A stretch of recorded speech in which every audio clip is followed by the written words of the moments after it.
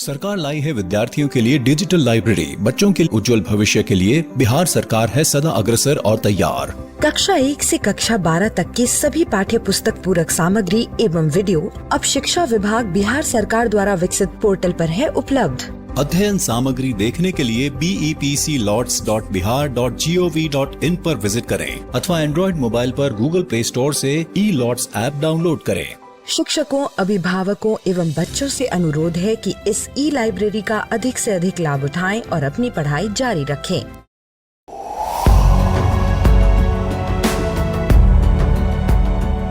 छठी से 10वीं कक्षा के विद्यार्थी ध्यान से सुने। खास आपके लिए हैं इंस्पायर अवार्ड्स मानक।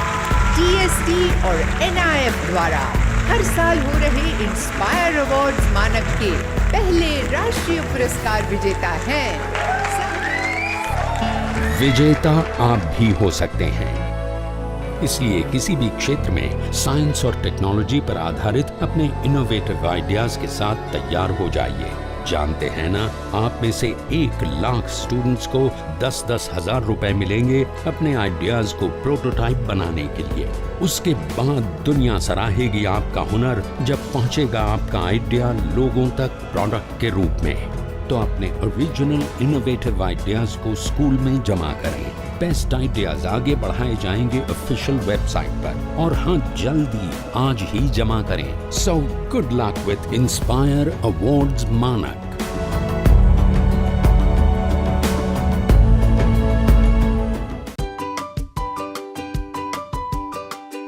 अरिथमेटिक प्रोग्रेशन, जिसे हम लोग समांतर श्रेणियां के नाम से भी जानते हैं, कि ये अरिथमेटिक प्रोग्रेशन क्या होता है।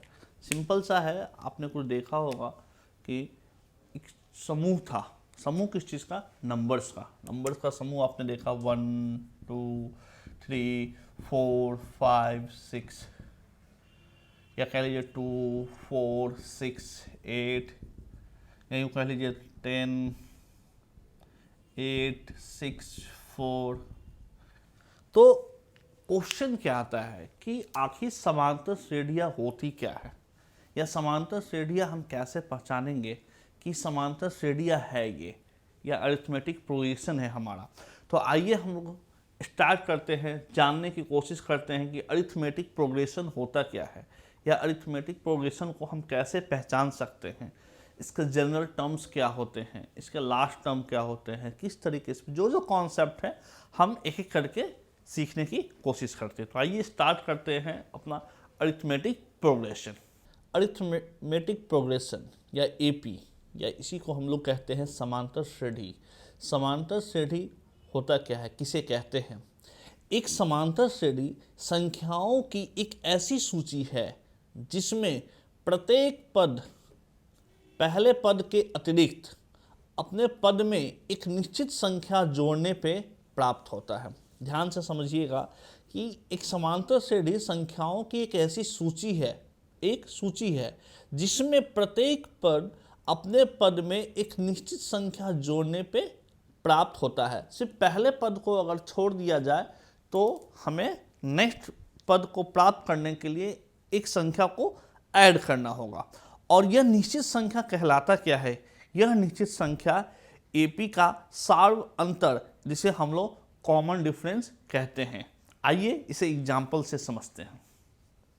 तो जैसा कि हमने डेफिनेशन देखा कि ऐसा समूह जिसमें पहले समूह को छोड़ के, जो हमारा फर्स्ट टर्म है, पहला पद है, फर्स्ट टर्म को छोड़ के हर एक टर्म में कुछ नंबर को हम अगर ऐड करते हैं तो हमें नेक्स्ट टर्म हमें है जो प्राप्त होता है। तो देखने की, समझने की कोशिश करेंगे। ये हमारा पहला टर्म है जिसे हम A से भी डिनोट कर सकते हैं, या T1 से डिनोट किया, T1 T2 T3 T4 T5 या T6, या A से डिनोट कर सकते हैं A1 A2 A3 A4 A5 A6 and so on.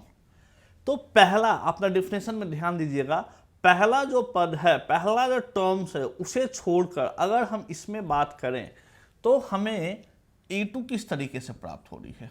तो A2 प्राप्त हो रही है जब हम A1 में क्या कर रहे हैं, 1 ऐड कर रहे हैं, ठीक है। तो A3 कैसे प्राप्त हो रही है? A3 प्राप्त हो रही है जब हम A2 में 1 ऐड कर रहे हैं। तो A4 कैसे प्राप्त हो रही है?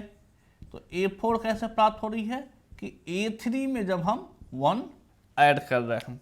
तो आप देख सकते हैं कि कंटिन्यूसली सभी में 1 तो ऐड करना ही पड़ रहा है। आखिर ये 1 है क्या? इसी 1 को कहा गया है कॉमन डिफरेंस। इसे हम लोग बोलते हैं कॉमन डिफरेंस, जिसे हम लोग सार। तो यहाँ देख सकते हैं हम लोग कि सभी में क्या हुआ कि 1 ऐड हो रहा है, 1। आखिर ये 1 है क्या? इसी 1 को हम लोग कहते हैं कॉमन डिफरेंस या सार अंतर। मतलब कहने का क्या है कि अगर इस पैटर्न को कोई भी संख्या का समूह फॉलो करता है तभी उसे हम लोग अरिथमेटिक प्रोग्रेशन कहेंगे। आइए देखते हैं इस एग्जाम्पल में, इस एग्जाम्पल को समझने की कोशिश करते हैं कि 2 में अगर हमने क्या किया, +2 किया तो हमें 4 मिल गया। 6 में भी हम क्या करेंगे, 2 में हमने +2 किया तो हमें 4 मिल गया। 4 में भी हम क्या करेंगे, +2 करेंगे तो हमें 6 मिल जाएगा, और 6 में भी +2 हम कर देंगे तो हमें 8 मिल जाएगा। तो हम देख सकते हैं फर्स्ट टर्म को छोड़कर, जैसा कि डेफिनेशन में मेंशन है, पहला टर्म को छोड़कर और भी टर्म्स में हम पहले टर्म्स में क्या करेंगे कि एक कॉमन डिफरेंस को हम अगर ऐड करते हैं तो ये कॉमन डिफरेंस हमारा नेक्स्ट टर्म को दे देता है। जब भी हम कॉमन डिफरेंस को उसके पहले टर्म में ऐड कर देंगे तो हमारे नेक्स्ट टर्म को दे देता है। इसका मतलब कि ये भी अरिथमेटिक प्रोग्रेशन है। अब ये 10 और 8 है, तो 10 में हमने -2 ऐड किया, इसमें भी हमने क्या ऐड कर दिया, -2, इसमें भी -2। जब भी -2 हम ऐड करते हुए जा रहे हैं तो हमें नेक्स्ट टर्म हमें मिलता जा रहा है। तो इस तरीके से अरिथमेटिक प्रोग्रेशन आप लोग को समझ में आ गई? बिल्कुल। तो ये इस चीज़ का ध्यान देना है आपको कि अरिथमेटिक प्रोग्रेशन में अगले टर्म से पहले पिछले टर्म्स में अगर हम किसी कॉमन डिफरेंस जो हमारा होता है या किसी नंबर को हम ऐड करते हैं तो वो नंबर ऐड करने के बाद नेक्स्ट टर्म हमें दे देगा। अच्छा, अब बात आती है कि कॉमन डिफरेंस। तो कॉमन डिफरेंस जो है हमारा वो पॉजिटिव भी हो सकता है, नेगेटिव भी हो सकता है और 0 भी हो सकता है।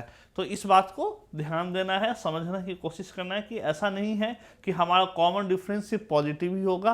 कॉमन डिफरेंस हमारे पॉजिटिव भी हो सकते हैं, नेगेटिव भी हो सकते हैं और 0 भी हो सकते हैं। आइए देखते हैं नेक्स्ट टॉपिक। संख्याओं की निम्नलिखित सूचियों में से कौन कौन से एपी नहीं है? यदि इनसे कोई एपी है तो उसके अगले 2 पद लिखिए। तो ये क्वेश्चन है, आइए इसे सॉल्व करते हैं। तो ये 2 एग्जाम्पल दिया हुआ है, इसमें से हमें पहचानना है कि कौन सा एपी है, कौन सा एपी नहीं है। अगर एपी है तो उसके नेक्स्ट 2 टर्म्स भी हमें लिखना है। तो सिंपली हम पहले इस एग्जाम्पल को हम लोग देखते हैं। ये हमारा A1, ये हमारा A2, A3, A4। तो ध्यान से देखिए, A2 हमारा क्या है? अगर हम A2 में हमें निकालना है तो सिंपली हम क्या करेंगे, हमें इसमें देखना है कि इसमें हमने 6 ऐड किया, मतलब कि 10 - 4,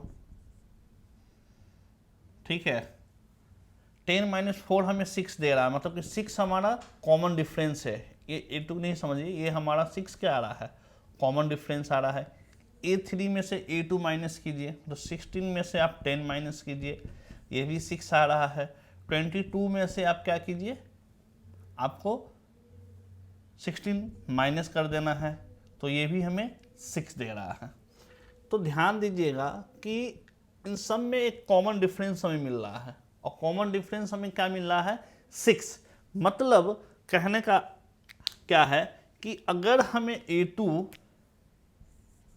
A2 में क्या करें, A1 + 6 कर दें, A3 में क्या कर दें, A2 + 6 कर दें, A4 में क्या कर दें, A3 + 6 कर दें, तो हमें नेक्स्ट हमें मिलता जा रहा है। इसका मतलब क्या है, ये कॉमन डिफरेंस जो 6 होने से हमें क्या है कि ये हमारा एपी में है, इसे हम कह सकते हैं कि ये हमारा एपी में है।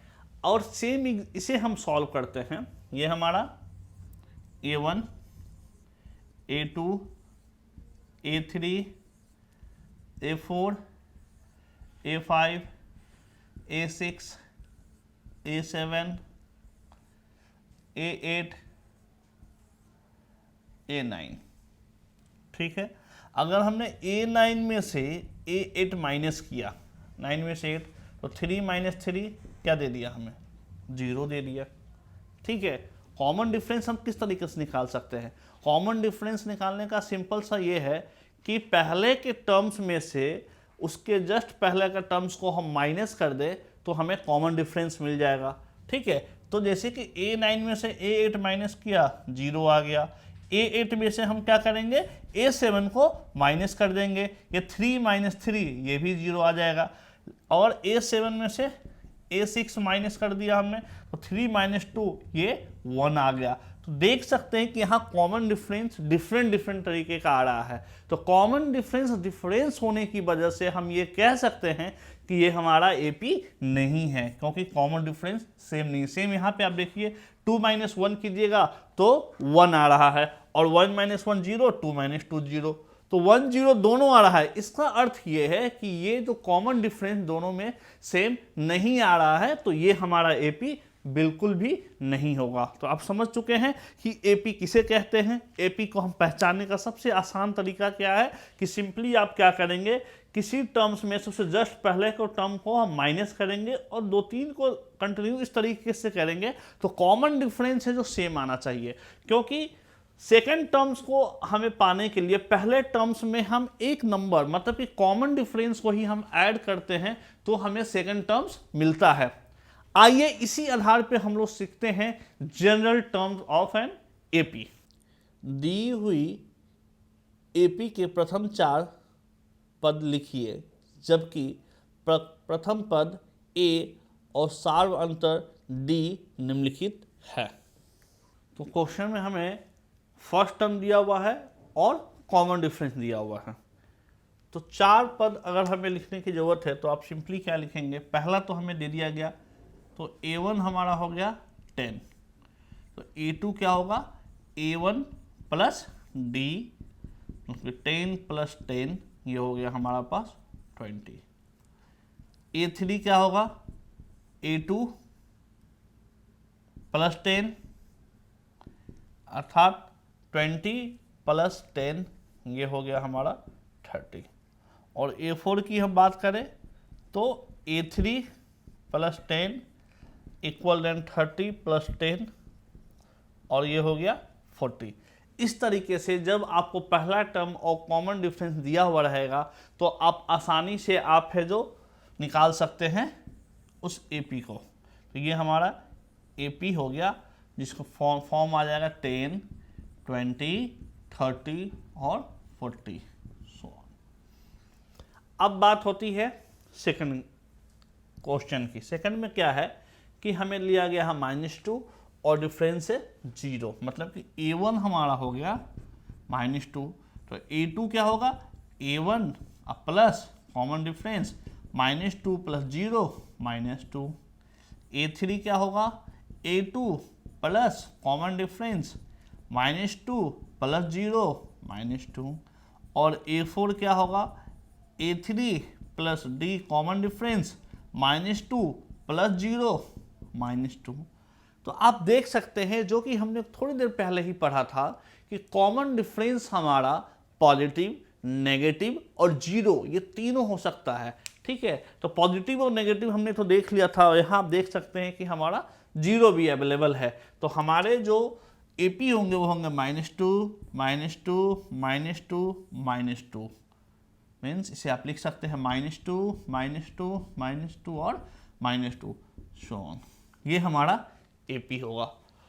तो बच्चों ध्यान देना है आपको कि अगर आपको फर्स्ट टर्म और डिफरेंस दिया हुआ है तो आप आसानी से एपी को लिख सकते हैं। अगर आपको एपी दिया हुआ है तो आप उसमें फर्स्ट टर्म भी पहचान सकते हैं और कॉमन डिफरेंस भी निकाल सकते हैं।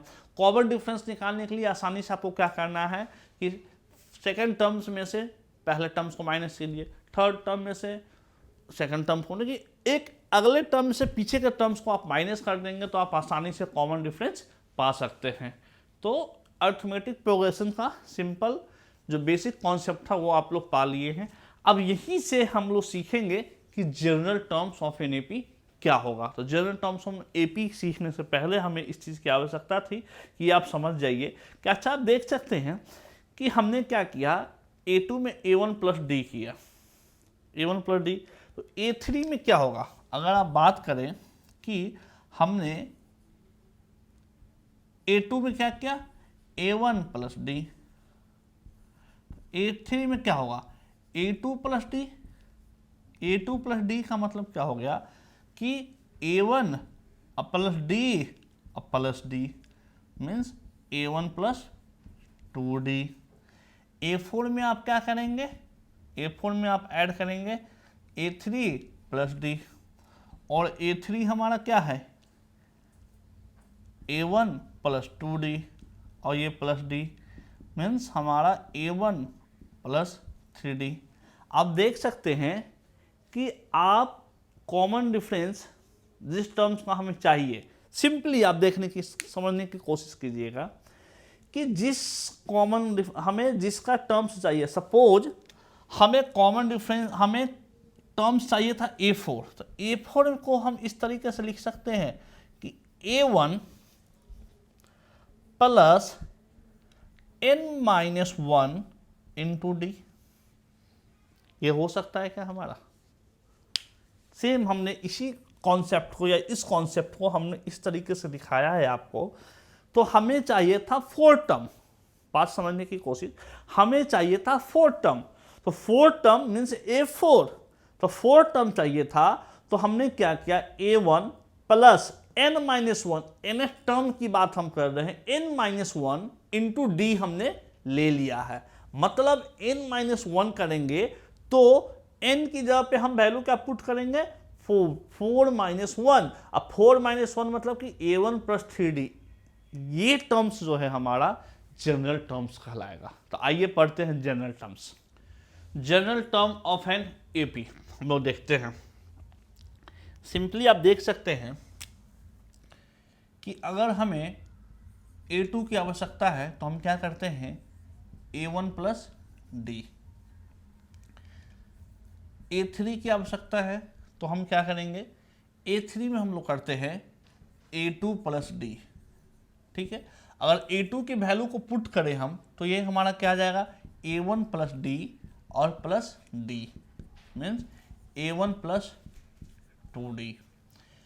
अगर हम A4 की हम बात करें तो A4 हमारा क्या आ जाएगा, A3 प्लस डी, सिंपल। और A3 हमारा क्या आ जाता है, A3 जो हमारा हो जाता है वो होता है A1 plus 2D, A1 plus 2D plus D means A1 plus 3D। इस तरीके से अगर हम an की बात करें कि हमारा n टर्म्स का क्या होगा, तो ये होगा A1 plus n-1 into D. ध्यान देने वाली बात है, n-1 इंटू डी ये क्यों होगा, हम डायरेक्ट इस पे समझने की कोशिश करते हैं ये आया किस तरीके से। तो आप देख सकते हैं इसी तरीके से आया, सिंपल हमने टर्म्स को ऐड करते गए हैं कॉमन डिफरेंस में टर्म्स को, तो हमें an टर्म्स। अब an की हम बात करते हैं, an अर्थात हम कुछ भी रख सकते हैं। सपोज हमने रखा A5, तो A5 हमने रखा तो सिंपली आप जान लें क्या होगा, A4, ठीक है, और प्लस D, ये हमारा होगा A5। ठीक है, अच्छा A4 प्लस D। अब यहां से आप देख सकते हैं कि A4 प्लस D का मतलब क्या होगा, हम A4 की जगह लिख सकते हैं A1 plus 3D plus D, इसको लिख सकते हैं A1 प्लस 4D, मतलब कि first term plus 4 into common difference, 4 into 4 मतलब कि 4 हमारा क्या है, 4 टर्म्स की हम बात कर रहे हैं, 4th नंबर। तो हमने क्या किया, इसकी जगह रखा an, ठीक है, an, तो ये A1 सिंपल आ गया, इस 4 फिफ्थ टर्म की बात करें तो 4 से मतलब कि n माइनस n की हम बात कर रहे हैं तो n माइनस 1 लेंगे और इंटू डी कर देंगे। सिंपली अगर इसी पे हम अगर a5 को हम रखें तो हमारा क्या होगा, n की जगह हमने रखा 5, तो a5 equal to a1 plus 5 minus 1 into D means a1 plus 5 minus 1, ये हो जाएगा 4d। ये देखिए सेम आ गया हमारा आंसर। तो general term of and AP किस तरीके से आया ये आपने देखा कि हम सिंपली जो हम सिंपल काम कर रहे हैं, हमारा फर्स्ट टर्म और कॉमन डिफरेंस के ऊपर जो वर्क हो रहा है उसी के बिहाफ पे हमने यहाँ फाइंड आउट किया general term of an AP. आइए इस पे कुछ क्वेश्चंस करते हैं। एक एपी 2, 7, 12, डॉट डॉट डॉट का 10वां पद ज्ञात कीजिए। क्वेश्चन है एपी 2, 7, 12, डॉट डॉट डॉट का 10वां पद ज्ञात कीजिए। ये तो क्वेश्चन है, इसमें हमें 10वां पद निकालने की आवश्यकता है। तो इस क्वेश्चन को सबसे पहले सॉल्यूशन करने से पहले हम अपने a की वैल्यू निकालेंगे। तो a की वैल्यू हमारा क्या है 2, हम डिफरेंस निकालेंगे तो डिफरेंस निकाल सकते हैं 7 माइनस 2, ये आ गया 5। अब हमें बोला है 10वां पद, मतलब कि a10 की, तो जनरल फॉर्म में a10 इक्वल टू, ठीक है 10वां पद की बात हो रही है, तो a10 equal to a plus n minus 1 into D. तो a की वैल्यू क्या है 2 प्लस n की वैल्यू है 10 माइनस 1, d हमारा है 5, तो आ जाएगा 2 प्लस 10 माइनस 1 या 9 इंटू 5 मीन्स 2 प्लस 45 और ये आ गया 47। तो general terms of an AP के हेल्प से हमने आसानी से इसका 10वां पद हमें चाहिए था वो हमने निकाल लिया था। आप समझ सकते हैं कि जनरल टर्म्स में एपी का हेल्प हम किस तरीके से ले सकते हैं, क्योंकि अगर आप सोच के देखिए ना, आपको अगर इसमें कहे कि 250 बार टर्म्स बताइए तो 250 बार हम इसे ऐड थोड़ी करते चले जाएंगे, पूरा का पूरा टाइम हमारा इस क्वेश्चन को सॉल्व करने में लग जाएगा। तो जनरल टर्म्स की हेल्प से हम लोग आसानी से इसे हम सॉल्व कर सकते हैं। आइए लेते हैं एक और example. AP 21, 18, 15, dot dot dot का कौन सा पद -81 है। ध्यान से सुनिएगा इस क्वेश्चन को कि 21, 18, 15, डॉट डॉट डॉट का कौन सा पद -81 है। आइए इस क्वेश्चन को सॉल्व करते हैं। ये क्वेश्चन दिया हुआ है हमें, ये एपी हमें गिवन है, एपी में दिया हुआ है 21, 18, 15 एंड सो ऑन, और पूछा जा रहा है कि जो -81 जो है वो हमारा कौन सा पद होगा। तो सॉल्यूशन करते हैं इस क्वेश्चन को। तो सबसे पहले हम फर्स्ट टर्म लिखेंगे कि हमारा फर्स्ट टर्म क्या है 21 है। डिफरेंस की बात करते हैं कि डिफरेंस हमारा क्या है, तो 18 माइनस 21, सेकंड में से फर्स्ट को माइनस कर देंगे तो ये आ गया हमारे पास -3। तो 21 और -3 मतलब 21 हमारा फर्स्ट टर्म है और डिफरेंस हो गया -3। ठीक है, अब बात करते हैं कि an equal to a plus n-1 into D. an कितना आया हमारा, ये हमारा आया है -81। ठीक है, -81 है और a हमारा कितना है 21 है, प्लस n-1, हमें n की तो वैल्यू निकालनी है कि कौन सा पद है, और डिफरेंस है हमारा -3। तो सिंपली हम क्या करेंगे, -81, 21 को इस साइड लेके आएंगे तो -21 इक्वल टू n-1 एंड -3 से इसमें हम क्या कर रहे हैं, मल्टीप्लाई कर रहे हैं। सिंपल आप समझना है, ये मल्टीप्लाई हो रही है, माइनस नहीं हो रहा है, मल्टीप्लाई कर रहे हैं हम लोग। तो ये 1 1 2 और 2 है 8 10 102 -102 इक्वल टू n-1 और -3, और इसे हम लोग क्या लिख सकते हैं कि n-1 इक्वल टू हो जाएगा -102 अपॉन -3, ये कैंसिल आउट, 3 से करेंगे, 3 3 जा 9 और 1 जाएगा 3 4 जा 12, तो n - 1 equal to 34 and n equal to 34 plus 1 mean 35 मतलब कि 35वां टर्म जो होगा हमारा इस AP का वो होगा हमारा -81। तो आप समझ सकते हैं कि जो जनरल टर्म हमें दिया गया है वो जनरल टर्म है an equal to a plus n - 1 d। आप इसमें अननोन की अगर आप बात करें तो अननोन हमारा कितना है 1 2 3 4, इस 3 4 4 अननोन है। इसी 4 अननोन में से 3 अननोन हो जाएगा आपके लिए और एक अननोन हमेशा आपको फाइंड आउट करने के लिए दिया जाएगा जिसे आप आसानी से फाइंड आउट कर सकते हैं। तो नेक्स्ट क्लास में हम लोग इसके नेक्स्ट टॉपिक के साथ और ढेर सारे एग्जाम्पल के साथ आपसे मिलेंगे जिसमें आप आसानी से इस चैप्टर को समझ पाएंगे और क्वेश्चन सॉल्व कर पाएंगे। आज जितना हो पाया है इसके बिहाफ पे आप अध्याय में दिए हुए क्वेश्चंस को सॉल्व करेंगे। Thank you.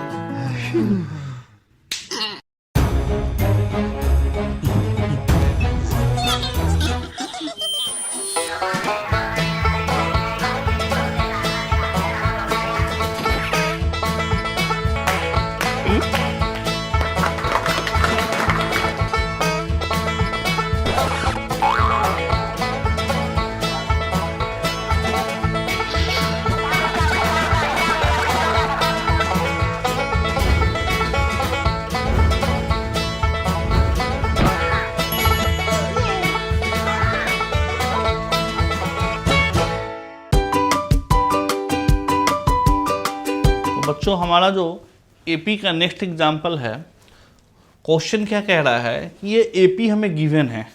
ध्यान से देखिएगा, ये एपी हमें गिवन है 54, 51, 48 एंड सो ऑन, ये चल रहा है और इसमें एक सम गिवन है nth टर्म्स का, वो 513 है। क्वेश्चन हमारा क्या है कि कितने टर्म्स तक का सम 513 होगा। ठीक है, समझने वाली बात है कि कितने टर्म्स तक का सम है जो 513 होगा। मतलब कि हमें nth टर्म निकालना है। एक्चुअली n की वैल्यू आप कह सकते हैं कि n की वैल्यू हमें फाइंड आउट करना है।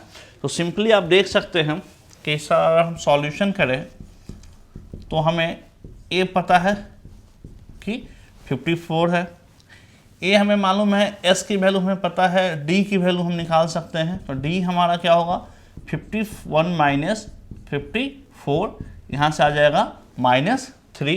ठीक है, अब हम निकालेंगे एस एन की वैल्यू, ये n/2 2a plus n-1 d।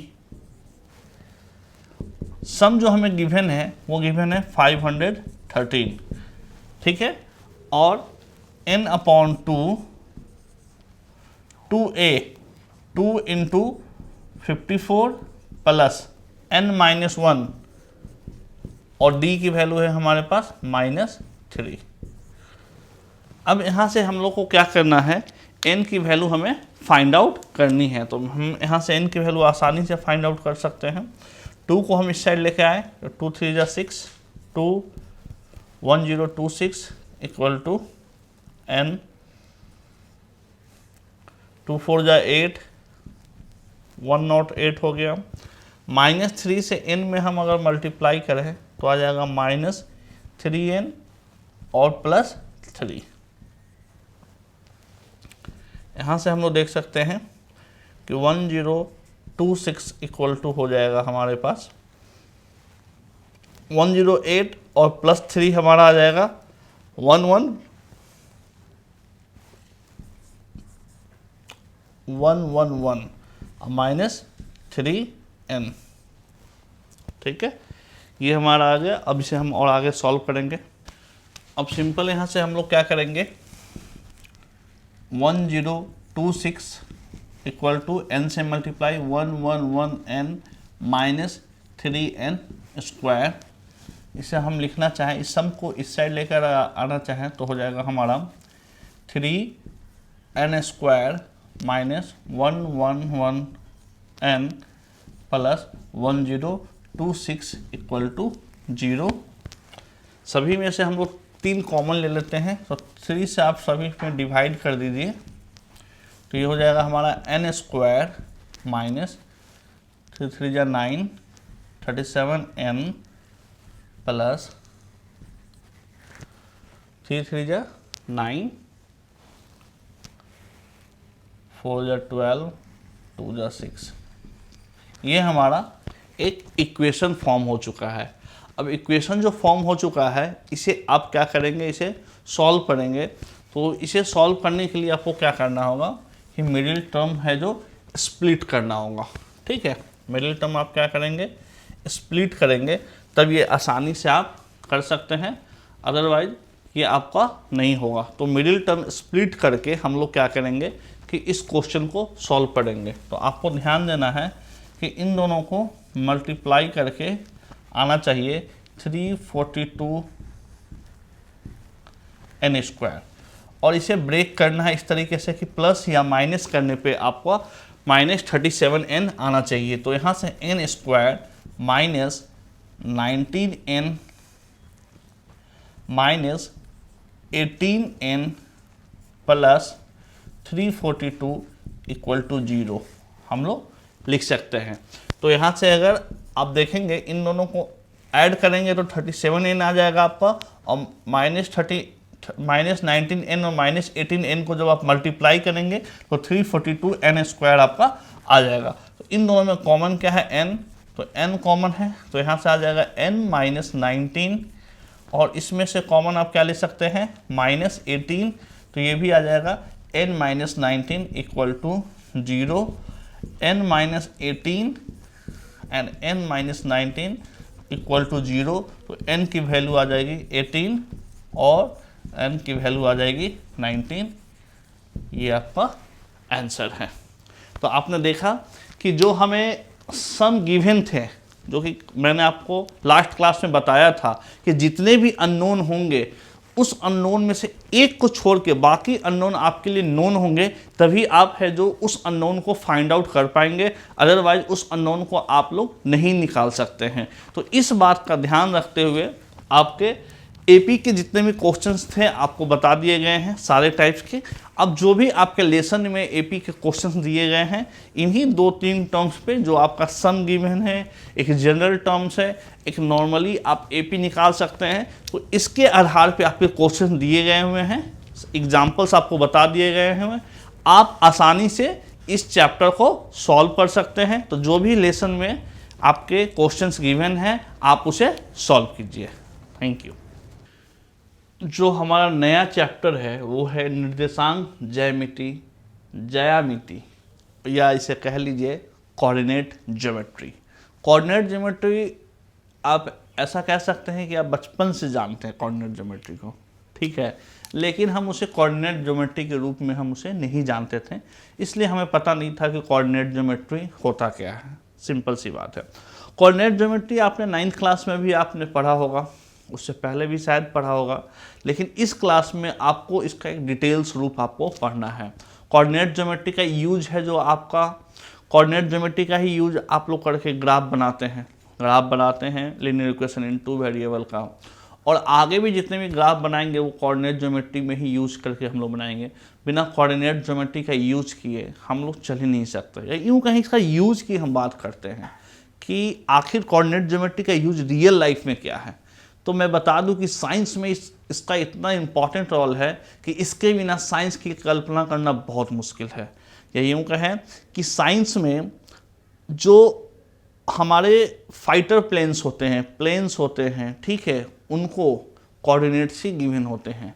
Fighter planes पे अगर हमें पता होता है कि हमें ये सपोज कि ये कोई इलाका है जो नक्सलाइट के द्वारा, टेररिस्ट के द्वारा इसे रखा गया है, मतलब कि टेररिस्ट के द्वारा इनकी घेराबंदी की हुई है, टेररिस्ट इस इलाके में रहते हैं, तो हमें क्या वहाँ का फोटोग्राफ्स मिलता है या कुछ मिलता है? नहीं, हमें जो फाइटर प्लेन को हम जो प्रोवाइड करते हैं वो प्रोवाइड करते हैं कोऑर्डिनेट्स, ठीक है।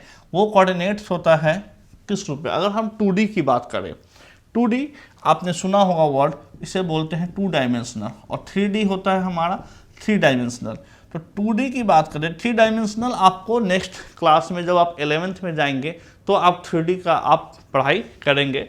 3D ऐसे आप जानते हैं, 3D में क्या होता है सिंपली कि अगर ये हमारा ग्राफ है, ठीक है, अगर ये हमारा ग्राफ है तो इसे हम लोग x y कहेंगे, और एक हमारा इस तरीके से ऊपर की ओर, सामने की ओर ये निकल जाता है जिसे हम लोग z एक्सिस के रूप में जानते हैं। यही हमारा 3D हो जाता है। 3D इन द सेंस कि आप सरफेस एरिया वॉल्यूम जब पढ़ेंगे तो उसमें भी 3D को आपको बताया जाएगा कि जिसमें हाइट आ गया वो 3D हो गया, ठीक है, 3 डायमेंशनल, तो 3 डायमेंशन होंगे तो ये 3D के रूप में। तो ये हमारे यही कोऑर्डिनेट्स को हम अपने जो हमारे फाइटर प्लेन को जो चला रहे होते हैं या हमारे सैनिक होते हैं उन्हें हम अपने कोऑर्डिनेट्स दे देते हैं कि ये कोऑर्डिनेट्स से इस कोऑर्डिनेट्स पे आपको जाकर है जो बमबारी करनी है, गोली चलाना है या उसे उड़ाना है या वहाँ से पकड़ना है किसी को, तो वो कोऑर्डिनेट्स का सहारा लेते हैं। उनको कोऑर्डिनेट्स दिया जाता है कि इस कोऑर्डिनेट्स में, तो कोऑर्डिनेट्स का जो फॉर्म हो जाता है वो x y और z भी हो तो z की फॉर्म, लेकिन हमें फिलहाल 2D कोऑर्डिनेट्स 2D का ही पढ़ना है, 2 डायमेंशन का ही पढ़ना है, तो x y कोऑर्डिनेट्स के रूप में ही हम इस चैप्टर का स्टार्ट करेंगे और पढ़ेंगे। आइए स्टार्ट करते हैं अपने चैप्टर कोऑर्डिनेट ज्योमेट्री को। तो जो कोऑर्डिनेट्स है, कोऑर्डिनेट्स होते क्या है, तो इसके पहले हमें सबसे पहले हमें जानने की ज़रूरत है एक्सिस को, ठीक है। ये हमारा एक्सिस होगा, ठीक है, इसे हम लोग बोलते हैं एक्स एक्सिस, ठीक है, और इसे हम लोग बोलते हैं वाई एक्सिस, ठीक है। अब बात आती है कोऑर्डिनेट्स क्या होता है, कैसे हम कोऑर्डिनेट्स को फाइंड आउट करते हैं। तो ध्यान दीजिएगा कि ये जो होता है ये होता है हमारा 0, ये होगा 1। अब ग्राफ पेपर में जब बनाएंगे तो ये बहुत ही बेहतरीन बनेगा और बहुत ही अच्छा बनेगा आपसे।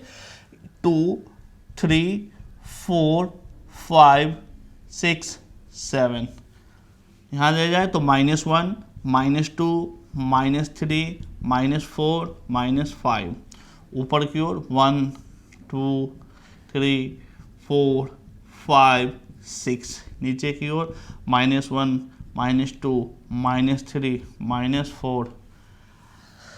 अब क्या है सिंपली कि अब सोचिए कि हमने एक पॉइंट ले लिया, ठीक है, हम बात कर रहे हैं एक पॉइंट की, कि ये हमने एक पॉइंट ले लिया, ठीक है।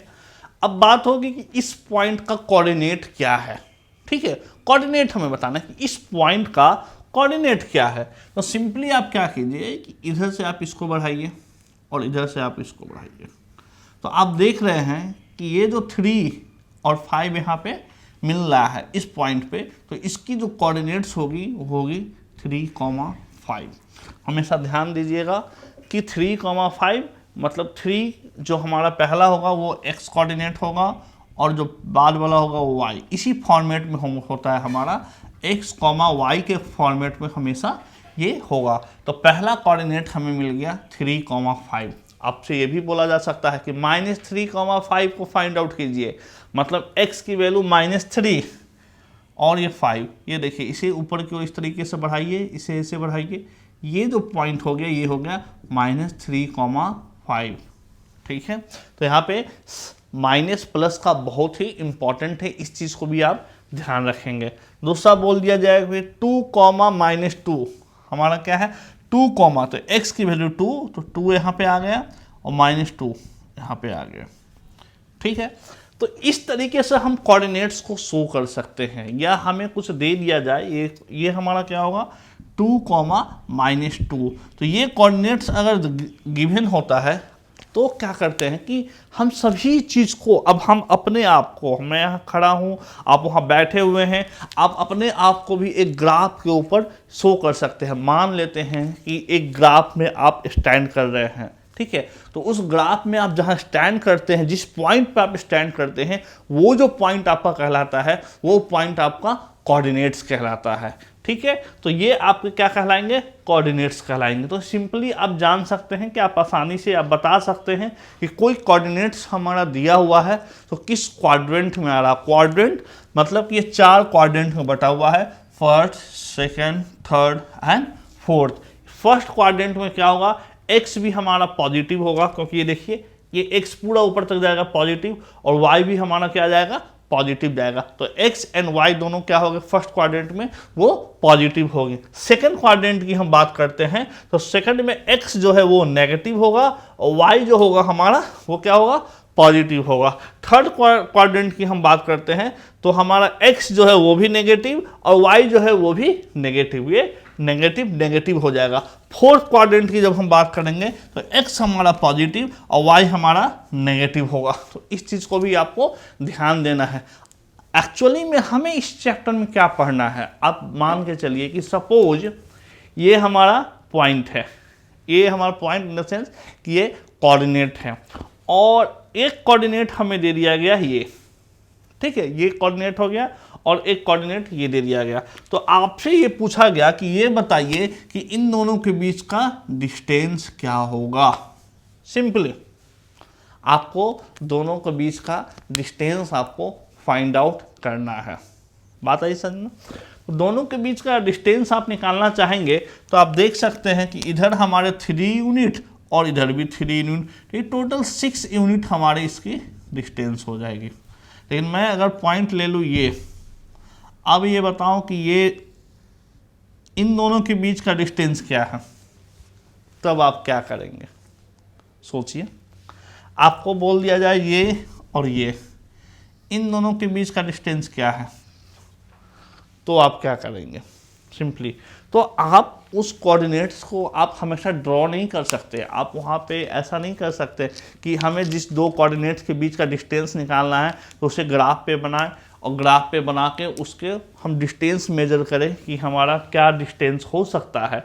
तो इसके लिए एक नॉर्मल सा तरीका है, मेथड है, जिसके द्वारा हम लोग डिस्टेंस 2 कोऑर्डिनेट्स के बीच में फाइंड आउट कर सकते हैं, जिसे कि हम लोग डिस्टेंस फार्मूला के नाम से जानते हैं। डिस्टेंस फार्मूला कोऑर्डिनेट ज्योमेट्री में 2 कोऑर्डिनेट्स के बीच के डिस्टेंस निकालने के लिए हमें बताया जाता है या हम उसे बताते हैं, ठीक है। तो आइए हम लोग देखते हैं डिस्टेंस फार्मूला।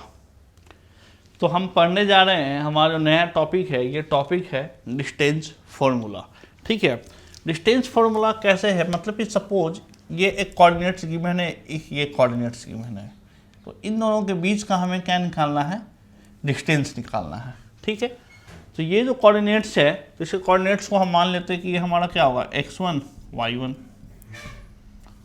और ये हमारा क्या होगा x2, y2, ये हमारा डिस्टेंस हो।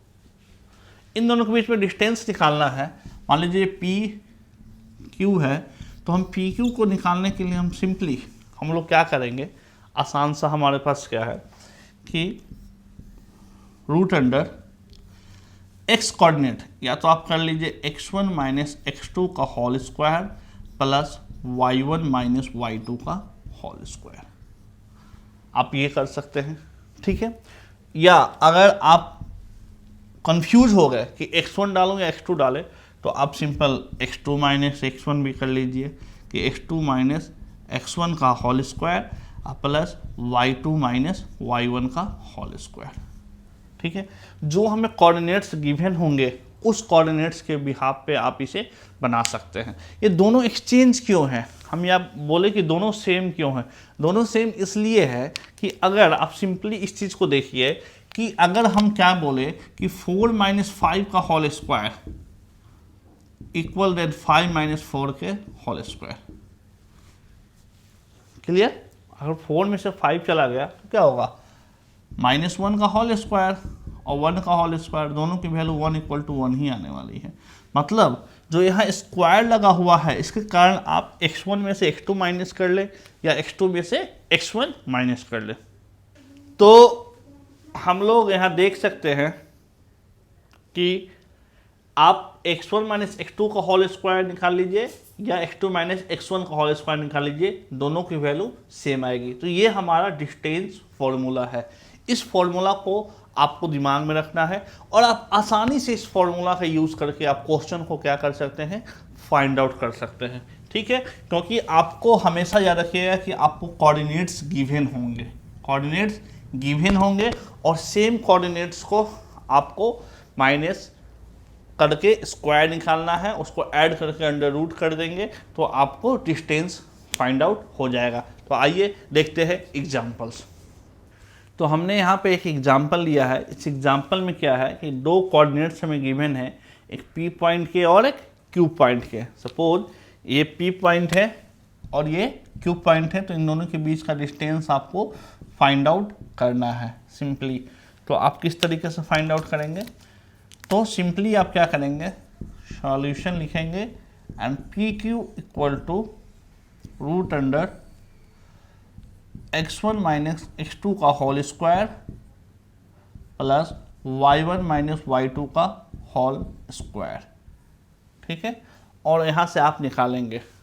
लेकिन एक बात को आपको ध्यान रखना है कि हम इस छोटे से प्रॉब्लम में हमेशा कंफ्यूज हो जाते हैं और हमारा सम जो है वो गलत हो जाता है। तो इसके लिए सबसे पहला काम जो आपको करना है, उससे पहले आपको क्या करना है कि आपको लिखना है वैल्यू कि x1 की वैल्यू हमारी हो गई -6 और x2 की वैल्यू हो गई -1। ये हमारा हो गया x1 और ये हो गया y1, ये हो गया x2 और ये हो गया y2। ठीक है, अब y1 की वैल्यू लिखेंगे 7 और y2 की वैल्यू लिखेंगे हम लोग -5। तो सबसे पहला काम जो आपको करना है कि आप कोऑर्डिनेट्स की वैल्यू को लिख लेंगे। इससे क्या होगा कि आपको क्वेश्चन बनाने में बहुत ही आसानी होगी। ठीक है, अब हम आसानी से इसमें वैल्यू को पुट कर सकते हैं। तो यहाँ पुट कर देते हैं कि x1 की बात करें तो -6 माइनस 1 का होल स्क्वायर प्लस y1 हमारा है 7 माइनस -5 का होल स्क्वायर। ठीक है, तो यहाँ से आप सिंपल -6 और -1 -7 का whole square plus minus plus तो 12 का whole square root under 49 plus 144। यहाँ से आप ऐड करेंगे तो 4 और 9 आ जाएगा 13, 4 4 8 प्लस 1 9 और 193। ठीक है, 193 रूट अंडर 193 आपका डिस्टेंस आ जाएगा। तो क्या बता सकते हैं कि 193 किसी का परफेक्ट स्क्वायर है या नहीं है।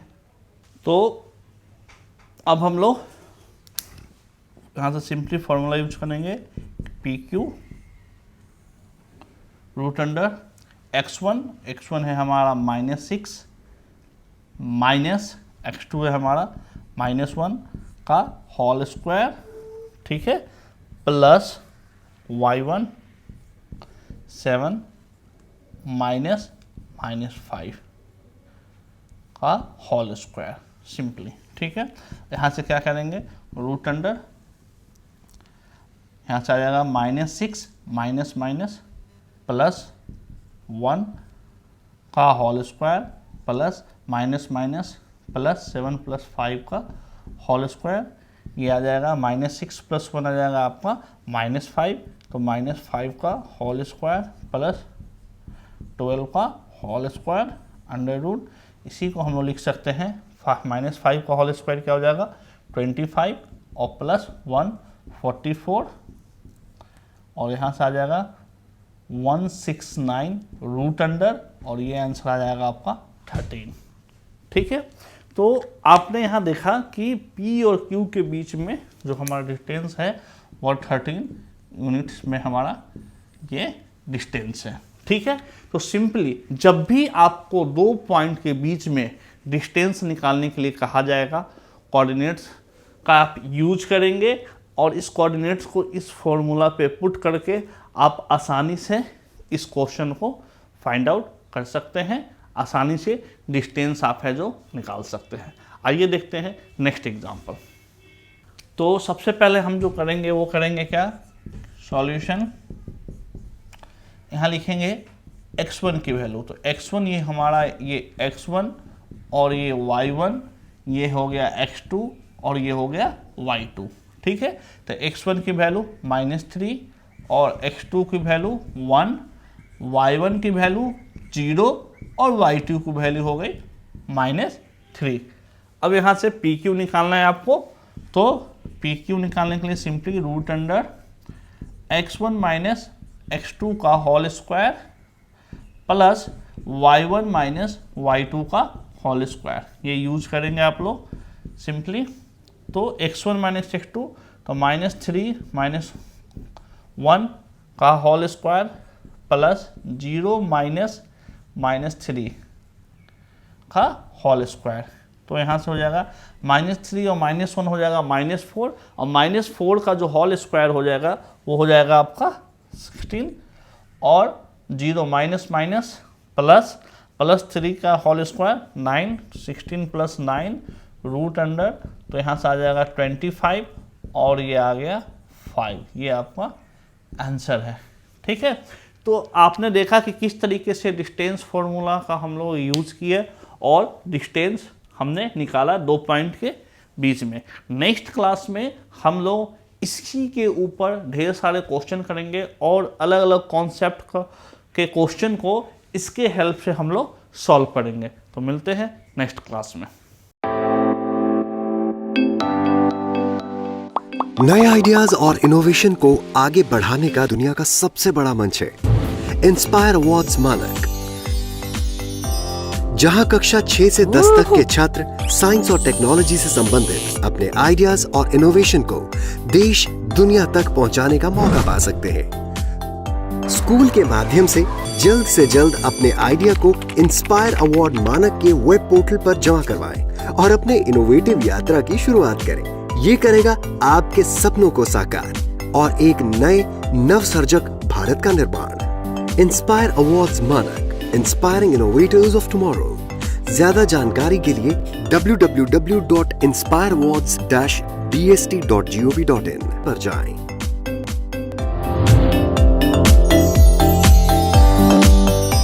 सरकार लाई है विद्यार्थियों के लिए डिजिटल लाइब्रेरी। बच्चों के उज्जवल भविष्य के लिए बिहार सरकार है सदा अग्रसर और तैयार। कक्षा 1 से कक्षा 12 तक की सभी पाठ्य पुस्तक पूरक सामग्री एवं वीडियो अब शिक्षा विभाग बिहार सरकार द्वारा विकसित पोर्टल पर है उपलब्ध।